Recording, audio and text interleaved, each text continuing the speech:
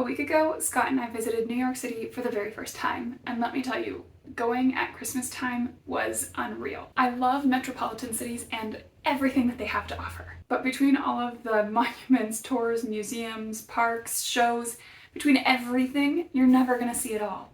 And that's actually okay with us. By this point in our marriage, Scott and I have realized that our must-do things when we travel are museums, nature, and food. As long as we hit up those things, we'll be just fine. And with New York, of course, the icing on the cake is going to see some live shows. Now, I could talk to you all day about every little thing there is to do in New York City, but we have Pinterest for that. What I'm gonna talk to you about is the literary guide to New York City. If you are a book lover, then this is the itinerary for you. But if you're new here, my name is Jennifer from Watkins Through Life, and I want a challenge this year where every move I make and every book I read is adventurous.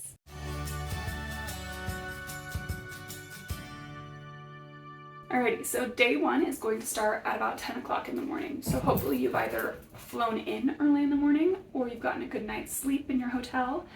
And the first thing that my husband took us to, which I definitely think you should do too, is go to the Morgan Library Museum. Now this is like JP Morgan, Chase Morgan, that kind of Morgan family. And what they've done, or what they did do, is they had architects designing these libraries to be works of art in and of themselves. So to see them preserved and full of these collections of books is remarkable. Among the cornucopia of everything they have is the original manuscript of A Christmas Carol.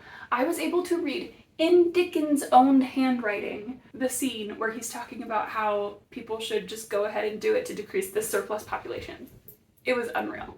There was also an absolutely perfect book vault, the frickin' Gutenberg Bible, and then we also saw documents from Benjamin Britten, Franz Schubert, and Johann Sebastian Bach. Like, what is this world that you have enough wealth to be able to have all of those things in the same building? And then if you leave that little area of the original libraries and you go next door, there's a modern edition, which is like a cube, and in there they have housed the original illustrations from The Little Prince. We love The Little Prince. We got a copy of it when we were in Paris, and it's just one of our favorites. Then if you head to Morgan's Son's Annex, they added an art gallery off to the side. Sorry, lost my voice from all the wind in New York. And in that art gallery is Baselitz. I think I'm saying that name right. But he's an incredible artist who not only works in charcoal, but his famous upside-down portraits are housed in the Met. Now, once you're done with the perfect amazingness that is these libraries, you're going to walk from there to Grand Central Station, where you can get a first-hand look at what so many trains and lives converging looks like. The crowds, the chaos, the systems that they have in place to manage it all of it gives irreplaceable context for books set in contemporary cities. And now at this point you could walk a couple blocks to the New York Public Library. It is pretty close to Grand Central Station, but I actually recommend saving it for day two. One of the most important things, in my opinion, when you travel is to make sure that there is a variety in every day. If you spend one whole day in libraries, or one whole day in museums, or one whole day outside, then you're going to end each day exhausted. But if you do a little bit of library, a little museum, and a little bit of outside each day, then you're going to have a good balance. So what I do recommend doing next is going from Grand Central Station and taking a train up to the east side of Central Park. If you take the 6, then you can get off and experience the streets, Park, Madison, and 5th in quick succession. Many period works of New York City focus on the Victorian or Edwardian eras, and in those eras, the ruling class were these families who built these roads as their own personal playground. And seeing the scale of their wealth and indulgence is a great frame of reference. So yeah, take the 6, get off on Park, and then you walk through Madison and then 5th all the way over towards the zoo, and then you can take that entrance to the park to walk up the Literary Walk and the mall. From there you'll be able to see the lovely statues that all of the men have to themselves, and then you'll get to see the statue that 3 women have to share, because patriarchy. You can go straight through the mall to the Bethesda Fountain, but I actually recommend hanging a right and going around the lake, because then you can see the Hans Christian Andersen Monument and the Alice in Wonderland statue. From there, you can head through the Ramble and up to Belvedere Castle. Now, the Ramble is one of a kind. It is a beautiful preserve of nature in the middle of one of the most iconic cities. We saw an incredible variety of birds as well as a cornucopia of ridiculously hilarious squirrels. And then just beyond the ramble, you get to Belvedere Castle, which is just a miniature fortress with the coolest spiral staircase.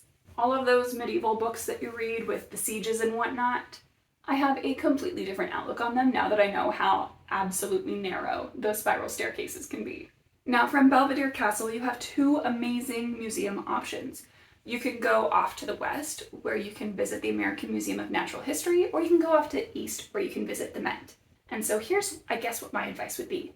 If you only have a couple hours, and you prefer to read books that are set in a myriad of cultures and times, then you should definitely go to the Museum of Natural History. They have wings dedicated to every civilization and culture, filled with their traditions and their ways of life.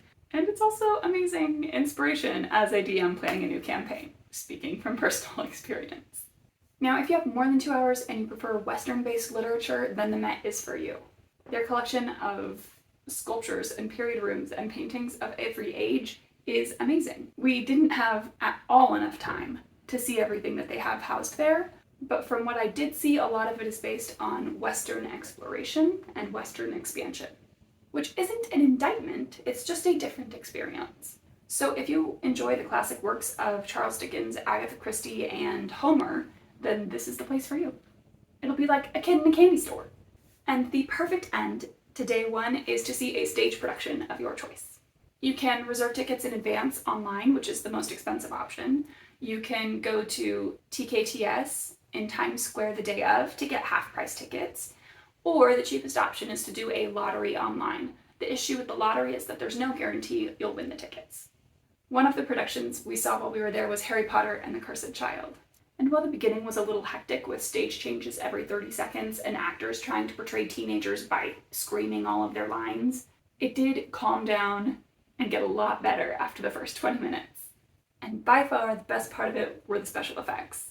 They were off the charts amazing, as I'm sure everyone who has seen the production will attest.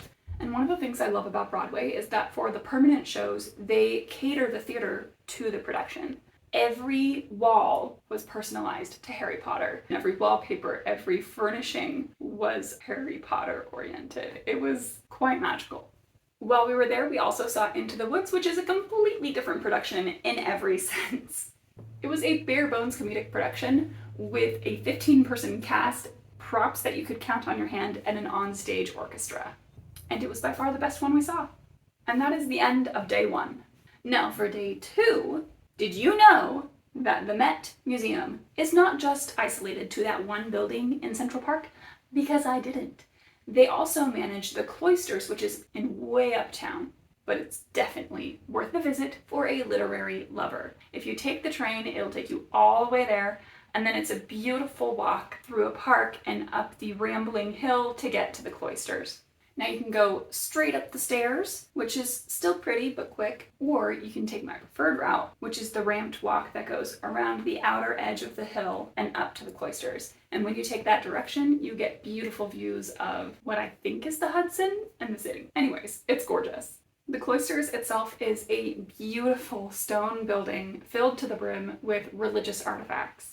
I particularly loved seeing how the building functioned for the people who lived there, namely the courtyards, the vegetable gardens, the benched areas, places that you could clearly see how it worked for their everyday life in more than just their religious observance. And I mean, look at these hallways. Are they not idyllic? They look like they were pulled straight from a fantasy novel. And now that you've gotten a bit of a walk-in, it'll be the perfect time to go to the public library. Now the lions out front and the entry hall are worth the visit alone, but then if you add in the museum as well as the reading room into it, it's a must-see attraction. Now this small little library museum is surprisingly well curated. It has a handwritten copy of the Declaration of Independence by Thomas Jefferson. It has the Bill of Rights with John Adams' signature at the bottom. It has music from Beethoven and Mozart, which if you look at the music from Beethoven, you're like, yeah, that was Beethoven's handwriting. He's a mad genius. And then you look at Mozart's and it's like basic notes with fancy add-ons. Yeah, that's Mozart. But seriously, seeing these documents in real life was just mind-blowing. Now, the famed reading room from Day After Tomorrow with the double-story wall-to-wall books, I unfortunately did not get to see it, and that's because I was not smart enough to look at the tour schedule beforehand. Do not make my mistake. You have two options to get into this beautiful room. The first is to take a tour, which runs every couple hours, and the second is to arrive with things to work or study with, and they will let you in to work or study. They can see through it. They will not allow you to go in with just a phone or with just a book. You actually need to have like textbooks or laptops or journals and things to work on. But while you're there, don't forget to stop at Bread's Bakery in Bryant Park for some delightful pastries. Now that's your morning, early afternoon, and it is time for your afternoon/evening adventure, in which I will present you with a few options. For the reader of immigration literature, I recommend taking a train down to Chinatown and Little Italy, which are right next to each other. You'll find a myriad of wonderful shopping opportunities as well as delicious food. And from there you can head over to the piers and take a tour of the harbor, where you'll get wonderful views of Lady Liberty and Ellis Island. For the reader of military literature, you're also going to take a train down to the south end, only this time you're going to go towards the 9/11 Memorial, take a tour of that area. You can see the view from the One World Lookout, and then take a walk through the Oculus down to Trinity Church and see everything your revolutionary heart desires. For the reader of contemporary fiction, also take a train, but this time you're going to Chelsea.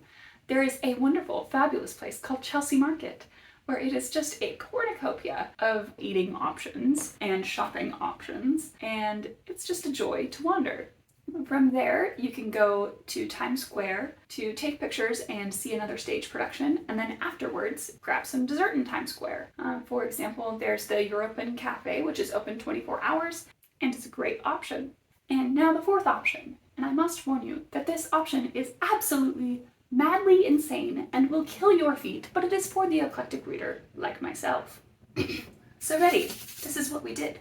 You take the train down to Chinatown, where you wander and shop. Then from there, you take the train to the 9/11 Memorial, where you wander around, you walk down through the Oculus, see Italy, go up above ground, walk to Trinity Church, and then at Trinity Church you can see the whole graveyard, Hamilton's grave, and all of that wonderful stuff.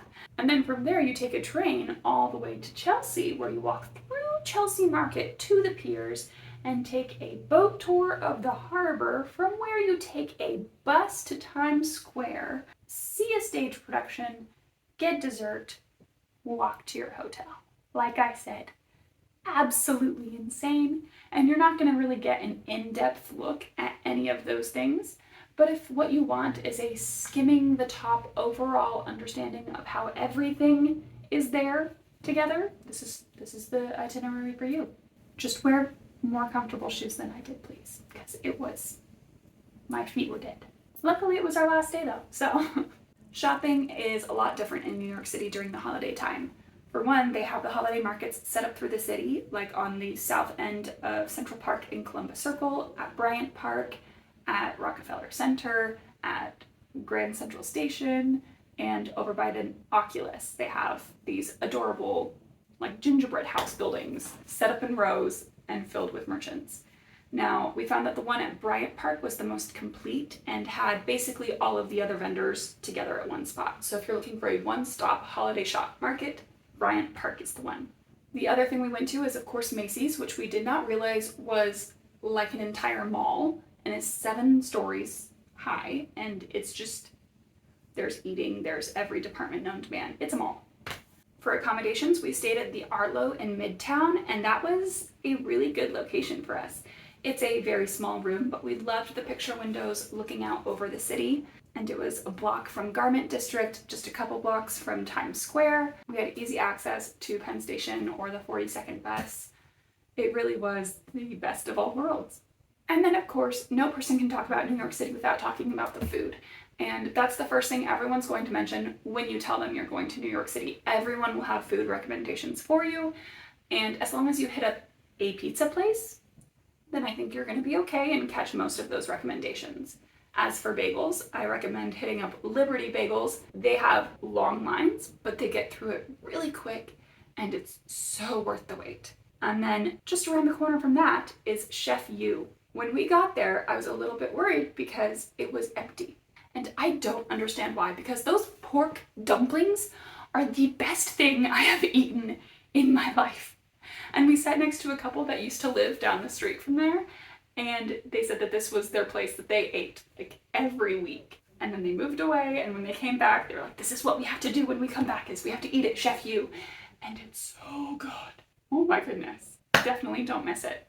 The nice thing is that those two restaurants are right near Times Square, so they're great options for before productions or before you go to wait in line at TKTS, things like that. There you go. That is the literary itinerary for New York City. If I missed anything book related or book lover oriented, please tell me, because there is so much to see in this incredible city. I have no doubt I missed something. So please let me know below so I don't miss it the next time round. Happy holidays, everybody.